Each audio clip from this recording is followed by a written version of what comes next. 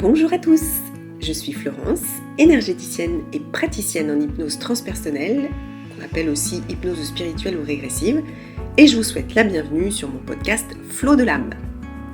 Alors ce podcast, j'ai envie que ce soit un peu comme une soirée entre amis où on papote, où je vous livre mes questionnements, mes réflexions, en vous partageant ce que j'ai pu comprendre au travers de mes lectures, de ma vie perso et puis également de ma vie pro avec mes séances d'hypnose transpersonnelle. Je vais y parler de sujets qui tournent autour de la spiritualité, du développement personnel et je vais essayer de le faire avec humour, légèreté et simplicité. Alors si ça vous tente, prenez une bonne tasse de thé ou un petit verre de vin et c'est parti, papotons! Bonjour et bienvenue dans ce nouvel épisode. Et une fois n'est pas coutume, aujourd'hui nous allons parler des enfants. Bon, des parents aussi, évidemment, mais pas de vos parents, mais de vous en tant que parents. Depuis quelque temps, je remarque dans des discussions avec des amis et puis aussi avec des jeunes parents qui me contactent pour des soins énergétiques, de la difficulté qu'ils éprouvent avec leurs enfants en bas âge. Bas âge, j'entends à partir de 2 ans et demi jusque vers 5-6 ans à peu près. L'âge où les enfants ne savent pas ou ont du mal à dire ce qui ne va pas.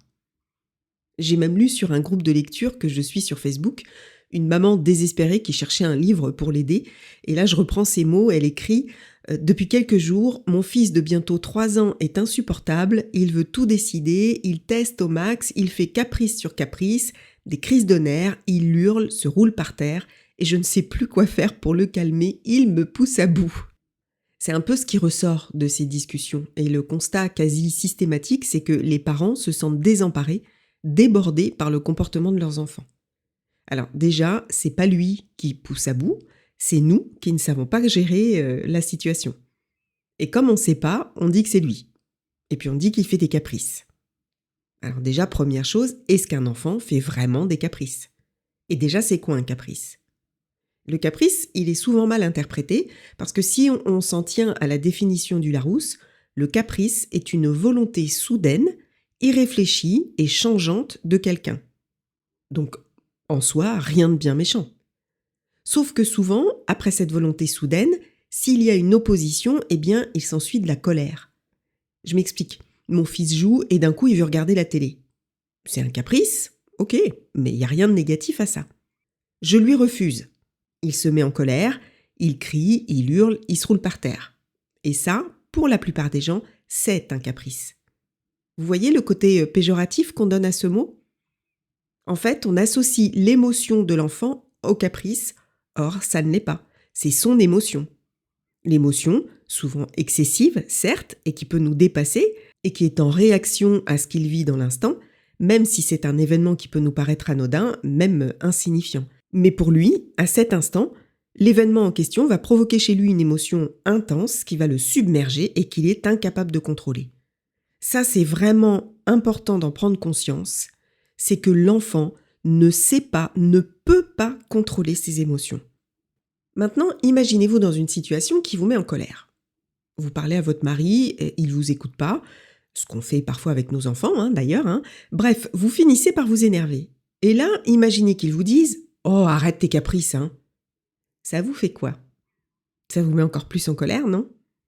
Parce que vous avez le sentiment que non seulement il n'écoute pas ce que vous lui dites, mais qu'en plus, il se fout carrément de vous. Alors, imaginez pour un enfant qui n'a absolument pas les capacités d'analyse et de réflexion, si vous lui dites ou que vous lui criez, parce que souvent on crie, arrête tes caprices, ou pire, arrête tes caprices de bébé. Ah oui, puis il y a aussi arrête de faire la comédie, ou même de lui demander de se calmer, ça ne marchera pas. Parce que c'est la seule manière pour lui de s'exprimer. Il n'en a pas d'autre, et qu'en plus, il ne les contrôle pas. Et le mot caprice, du coup, il est facile pour nous, c'est un fourre-tout, parce qu'en fait, on ne comprend pas ce qu'il veut nous dire. Et en plus, ce fameux mot caprice insinue derrière une manipulation de l'enfant envers nous pour obtenir ce qu'il veut. Mais on oublie que les enfants ont cette pureté, que nous, adultes, n'avons plus depuis bien longtemps, c'est qu'ils n'ont aucune idée de ce qu'est la manipulation. On oublie que les enfants n'ont aucune capacité de raisonnement. Leur cerveau n'est pas suffisamment développé, ils n'ont pas la maturité nécessaire au contrôle de leurs émotions. Cette maturité, en fait, elle n'est complète que vers l'âge de 7 ans, qu'on appelle l'âge de raison, et c'est pas pour rien. Donc non, les enfants ne font pas de caprices. En tout cas, pas dans le sens péjoratif du terme. Quand ils sont nourrissons, les pleurs sont leur moyen de vous communiquer que quelque chose ne va pas. Et puis plus tard, quand ils entrent dans leur période d'opposition et du non systématique, ils vont se mettre en colère, ils vont hurler, ils vont crier, ils vont se rouler par terre. Et là aussi, c'est leur façon à eux de vous dire que quelque chose ne va pas. Et même si ça vous paraît insupportable, parce que ça peut durer des heures, et que ces périodes sont plus ou moins longues selon les enfants, ces crises sont leur façon de s'exprimer et elles sont indispensables. Elles sont même essentielles à la construction de leur personnalité. Alors vous allez me dire, oui, mais je peux pas céder. Non, surtout pas.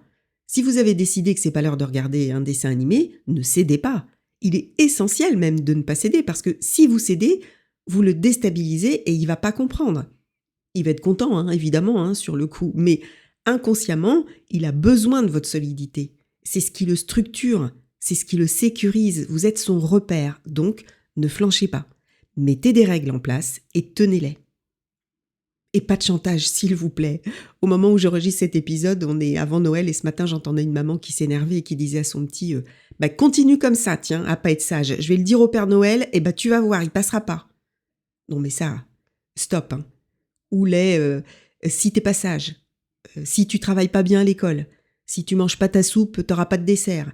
Si t'es sage pendant que je travaille, tu pourras regarder la télé. Si tu fais ça, si tu fais pas ça, si tu fais ci, stop. Non. Le chantage, c'est stop. C'est la carotte qui fait avancer l'âne et c'est tout sauf constructif. Et là encore, le chantage, c'est une façon pour le parent de réagir parce qu'il se sent dépassé et impuissant. De la même façon qu'un parent qui met une fessée. C'est uniquement parce qu'il n'arrive plus à se maîtriser, à maîtriser ses propres émotions. Il se sent dépassé et impuissant et la seule façon pour lui d'arrêter tout ça, c'est le chantage ou pire, la fessée. Donc lui, il va être soulagé. Mais l'enfant, lui, il va faire ce que vous lui demandez, mais par peur de perdre votre amour. Mais bon, là je vais pas plus loin, je vous invite à écouter les 5 blessures de l'âme, je vais pas redétailler ici parce que j'en ai déjà parlé longuement. Aujourd'hui, on prend beaucoup en compte les troubles chez les enfants, comme les troubles du déficit de l'attention par exemple, et ça c'est génial parce qu'effectivement on se rend compte que ça concerne beaucoup d'enfants, et c'est génial aussi qu'enfin on puisse reconnaître le droit à la différence entre guillemets, même si j'aime pas trop ce mot, mais bon, vous m'avez comprise. Mais du coup, j'entends des parents qui s'inquiètent de ces fameuses crises et qui cherchent des solutions ou des diagnostics. Mais dans la plupart des cas, ce ne sont pas des troubles, c'est juste qu'ils grandissent, qu'ils se construisent, et c'est tout à fait normal. J'entends aussi quand je discute avec des parents confrontés à ces crises qui savent plus quoi faire pour que ça s'arrête. Mais il faut pas que ça s'arrête. Encore une fois, elles sont indispensables à sa construction. Un enfant, il a besoin de pleurer, il a besoin de se mettre en colère. Et si vous l'en empêchez, et souvent c'est pas uniquement parce que c'est fatigant pour vous, mais aussi parce que ça vous fait de la peine pour lui, et je le comprends, mais dites-vous que c'est indispensable. Votre enfant va bien, même s'il fait des crises 10 fois par jour, c'est normal. Et parfois, quand on a un autre enfant qui réagit pas de la même façon, on se pose encore plus de questions. On se demande ce qu'on a fait de mal par rapport à l'autre. Mais c'est juste qu'il est différent, c'est tout. Parce que nous sommes tous différents, avec des personnalités différentes, avec des besoins différents. Un enfant aura besoin de calme et de temps à lui pour dessiner tranquillement, alors que son frère aura besoin de se dépenser toute la journée et de courir partout en criant. Un enfant se calmera rapidement devant un refus, alors que son frère il fera des crises pendant des heures. C'est comme ça. Chaque enfant est différent. Donc non, il ne faut pas l'empêcher de s'exprimer. En revanche, votre rôle, c'est de l'aider à s'exprimer. L'autre jour, justement, j'en parlais avec une amie et je lui disais peut-être de mettre en place un jeu de cartes. Mais alors, il paraît que ça existe déjà, donc je vous laisse chercher. Mais sinon, vous pouvez aussi le fabriquer avec lui. Des cartes de couleurs pour exprimer des émotions, le rouge pour la colère, le vert pour le stress, le rose pour la joie, etc. Et puis ensuite, vous pouvez créer des cartes pour les pièces de la maison et du jardin. Comme ça, il peut vous montrer où il a envie d'aller. Par exemple, s'il a envie d'aller dans sa chambre ou dans la cuisine ou que sais-je. Et puis une carte pour chaque membre de la famille. Comme ça, il peut vous montrer avec qui il a envie d'aller, par exemple. Et puis des cartes pour les besoins. Une carte pour j'ai besoin d'un câlin. Une carte pour j'ai besoin d'aller dans ma chambre, j'ai besoin de pleurer, etc. Et ça peut être très sympa de le faire avec lui. Et dès que ses émotions le submergent et qu'il n'arrive plus à les gérer, incitez-le à sortir les cartes pour l'aider justement à les gérer et vous permettre ainsi, vous, de mieux comprendre ce qui le submerge justement. Et en cas de grosse crise, s'il n'a pas envie de jouer avec les cartes et que là, c'est vraiment trop pour lui, eh bien, dialoguez. Je reprends l'exemple du petit qui veut absolument regarder la télé et vous avez dit non. Il hurle et il se roule par terre.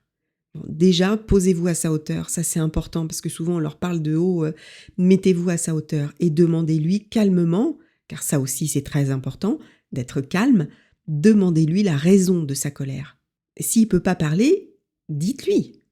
Est-ce que tu es en colère parce que je veux pas que tu regardes la télé ? Tu es en colère à ce point-là ? Mais je comprends. Je comprends que tu sois en colère parce que tu as envie de regarder la télé et que moi je ne veux pas. Je comprends que ça te mette en colère à ce point-là. Mais ce n'est pas le moment de regarder la télé. On a défini les règles ensemble et pour le moment, ce n'est pas l'heure. Tu pourras la regarder le moment venu, mais pas maintenant. De quoi tu as besoin maintenant ? Est-ce que tu veux un câlin ?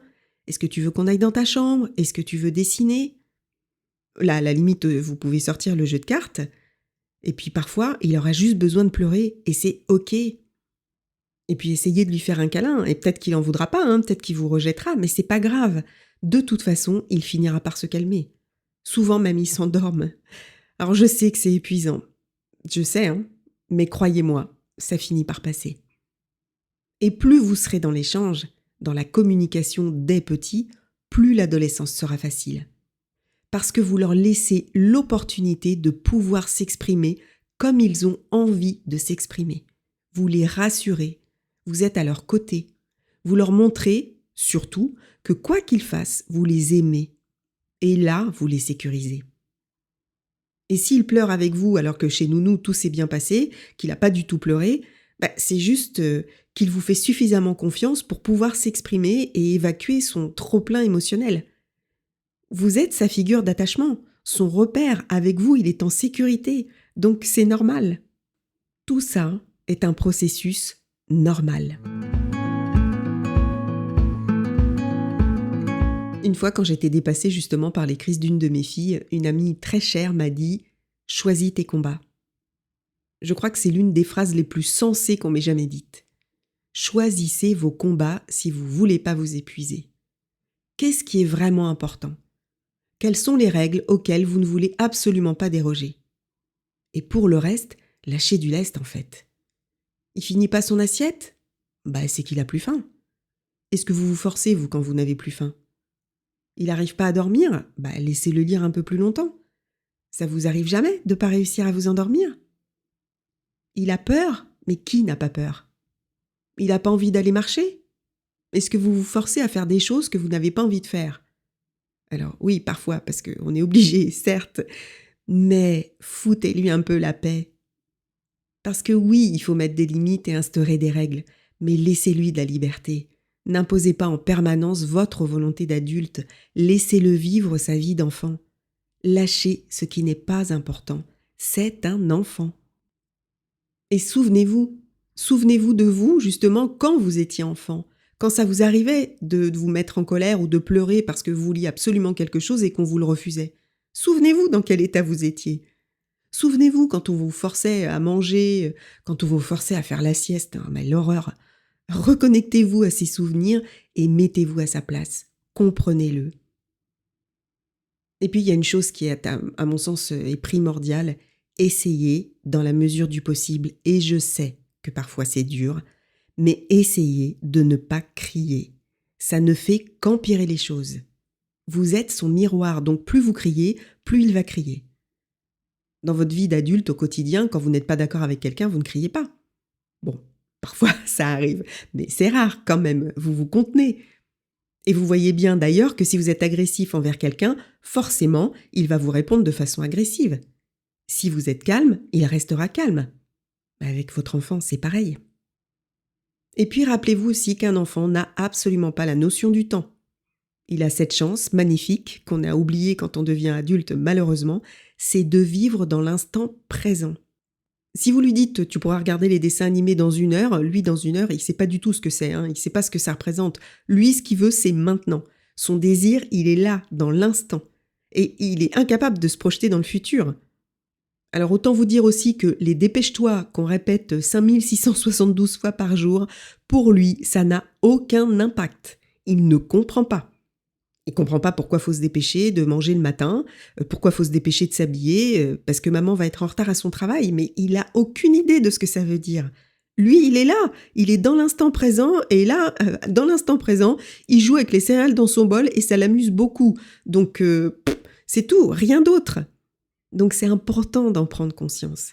Et si c'est la course tous les matins et que ça vous gave, et je comprends, là aussi je suis vraiment passée par là, levez-vous plus tôt. C'est pas 15 minutes de sommeil en moins qui vont le perturber. Mais vous, en revanche, ça vous laissera plus de temps et surtout, ça occasionnera moins de stress pour tout le monde. Et enfin, rappelez-vous aussi que chaque enfant est différent. Il y a pas longtemps, je discutais avec une maman qui s'inquiétait parce qu'elle voyait son enfant seul, qui jouait pas avec les autres et ça lui faisait de la peine. Elle avait peur pour lui. Et mon Dieu, mais comme je comprends ce sentiment, comme je comprenais son inquiétude. On veut tellement que notre enfant soit heureux, qu'il ait des amis, qu'il se sociabilise. Mais il ne faut pas oublier que les enfants sont comme nous, ils ont leur personnalité, leur caractère. Et puis, il y a des gens avec lesquels ils ont envie d'aller, des enfants avec lesquels ils sont copains et d'autres non. Et puis, certains enfants aiment la solitude et ils n'en sont pas malheureux. Certains enfants aiment le calme et d'autres aiment les jeux en groupe. Chaque être est unique et chaque enfant est unique. Donc, pas d'inquiétude. Sauf si évidemment vous voyez un changement dans son comportement, un changement radical. Là, effectivement, vous devez vérifier que tout va bien. Mais sinon, pas d'inquiétude. Ce qui vous semble bien pour vous ne l'est pas forcément pour lui. Si vous êtes dans l'écoute et le dialogue, ne culpabilisez pas. Ne vous remettez pas trop en question. Même si c'est utile évidemment parfois, mais ne soyez pas angoissé ou stressé parce que vous avez peur de mal faire. Vous êtes de bons parents. Et j'ajouterai d'ailleurs 2-3 petites choses à ce sujet. La première, c'est qu'on ne nous apprend pas à être parents.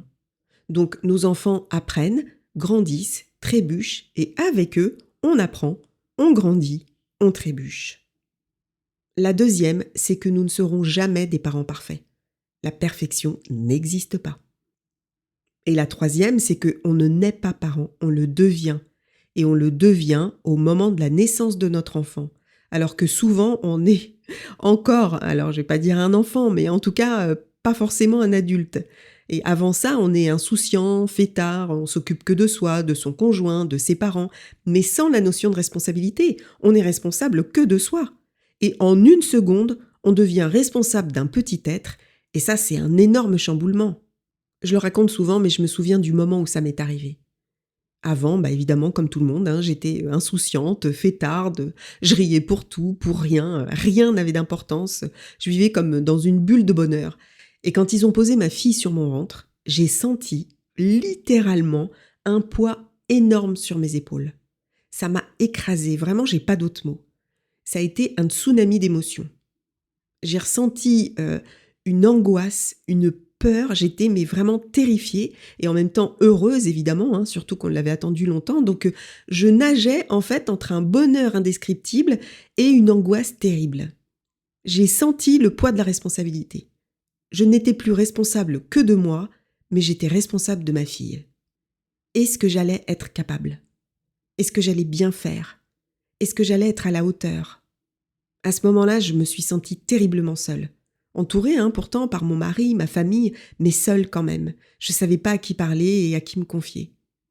Et je me souviens que la première nuit, ma fille pleurait et j'étais désemparée. Je ne savais pas comment faire et j'étais épuisée.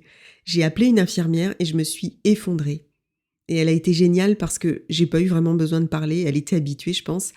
Elle m'a dit que si elle pleurait, c'est parce qu'elle sentait mes angoisses et mes peurs et que elle avait mangé, elle était changée, donc que tout allait bien, qu'elle avait juste besoin d'être rassurée elle aussi.